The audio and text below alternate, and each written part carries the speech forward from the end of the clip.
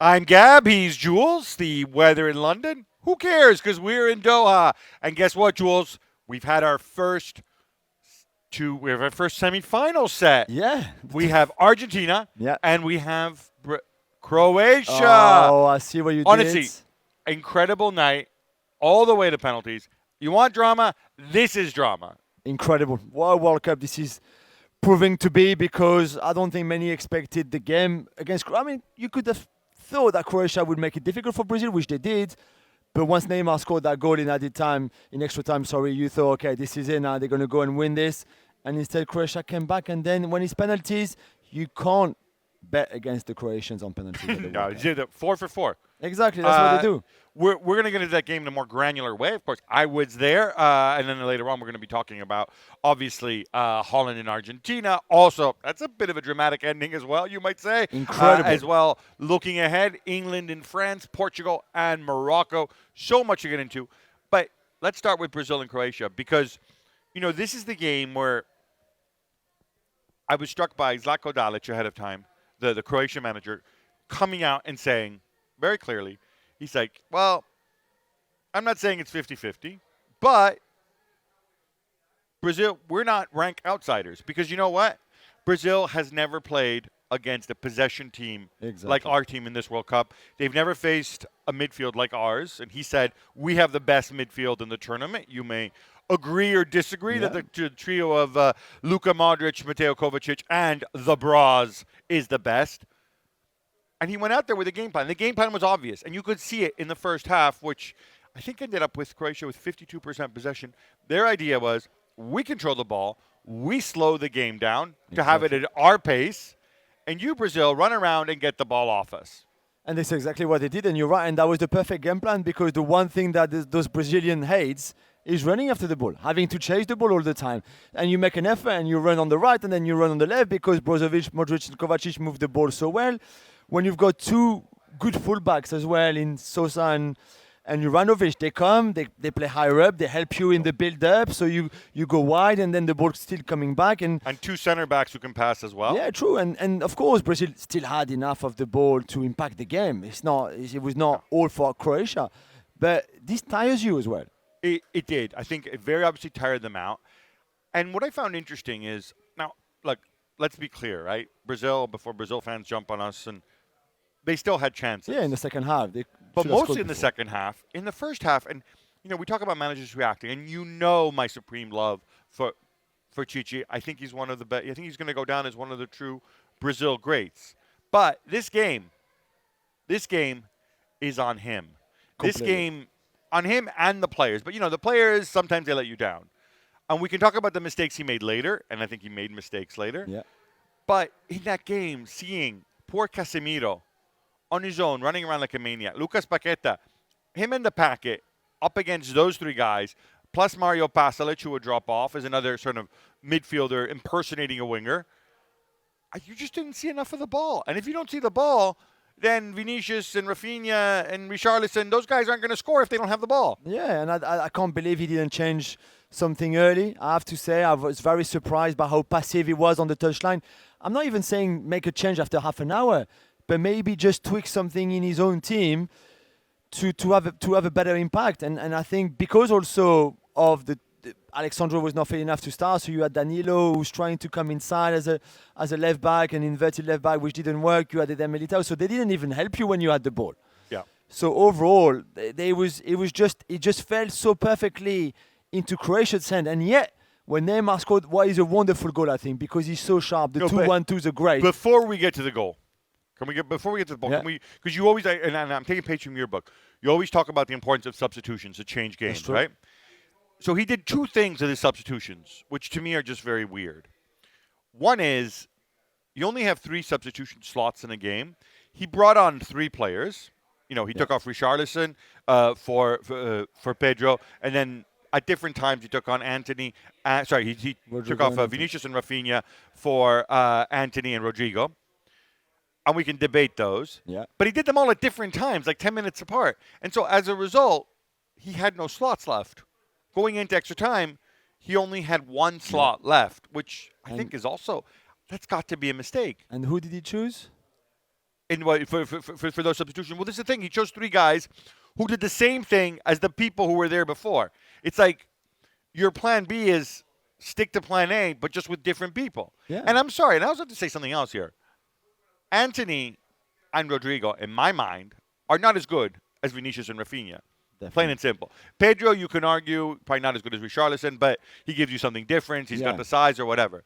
But you didn't change anything. No, I meant you had more. the same problem. You're right, and I meant more about who he picked in extra time to come on for that extra step. Because I think this is a game where Fabinho should have. Once you open the scoring, Fabinho should have been there. And you Fabinho, Bruno Guimaraes, Fred, any one of those guys. And you close the game. But where I agree is like Vinicius is one of your X factors. Okay, maybe he was not having a good game. I give him that, no problem. But why are you taking him off so early? Why? When you know that on 5 seconds he can do something crazy and then you score. More so than Anthony. More so because than Anthony. Honestly, like other than like getting the ball and stopping and looking at the guy and then doing a little shimmy and then passing it back sideways. Exactly. This was not the game for him. No, and that Vinicius substitution, I don't understand it. I don't get it. I have to say, Neymar, and we'll get to his goal because you love the techers. Yeah. So Neymar to that point, I thought had done very, very little. Yeah, I thought Brozovic kept him really quiet. Yeah. No man marking him, but always in his area. He had the zone. He had the nutmeg on the bras. But let's not forget, the bras has to deal with Neymar, and he's the guy who's got to touch the ball more than anybody and keep that midfield ticking over, right? Yeah. With together with Modric. So, but then that goal. The way he takes off vertically, the way they slice, the 1-2, him, bam, him to Rodrigo. Rodrigo gives it back, and then all of a sudden, little shimmy, and he gives it back to Lucas Paqueta, and then it comes back, and then he rounds Livakovic. I mean, that's the kind of goal we're going to talk about forever. Yeah. If Brazil win the game. Yeah, of course, and how sharp he looked, especially on the second one to get into the box, to go around Livakovic and score. And I thought. At times it felt too easy for Croatia to defend because everything was coming in front of Lovren and Gvardiol. It was always there. They were always in front of them. They're a really good partnership. The youth and experiences.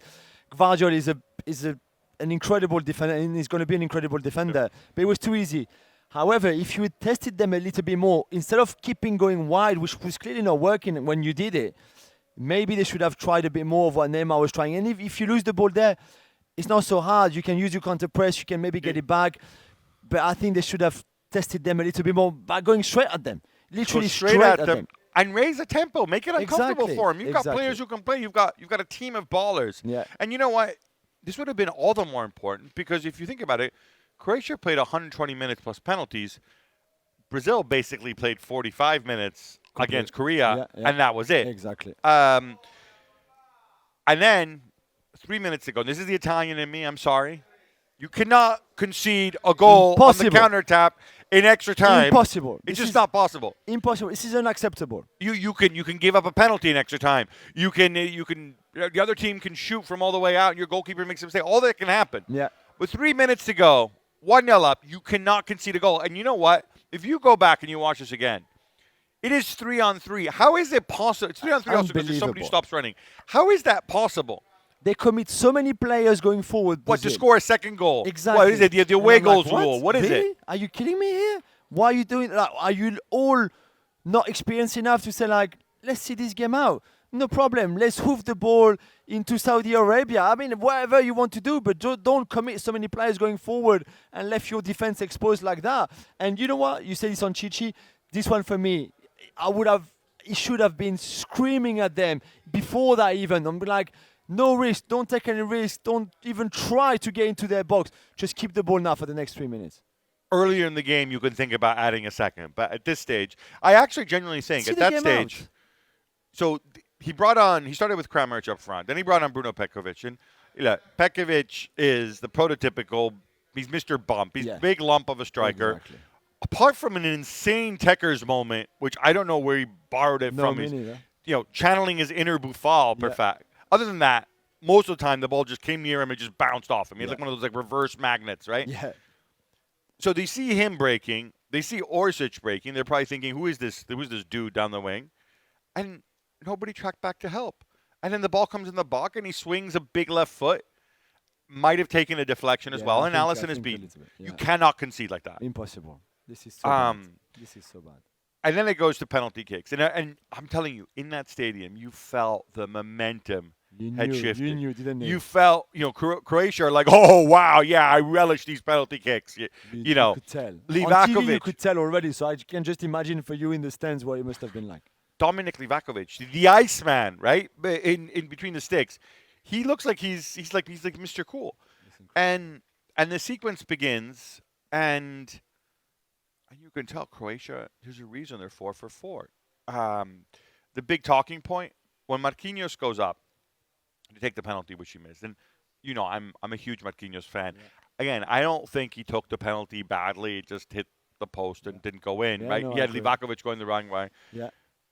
But I'll never forget this scene, and I wrote about it in my pieces. He goes up, and as he's walking up, he kisses the ball, and then the camera pans over to Neymar. Everybody's got their arms around here. Neymar is on his knees, and it looks like he's convulsing. And I'm imagining... He's praying, isn't he?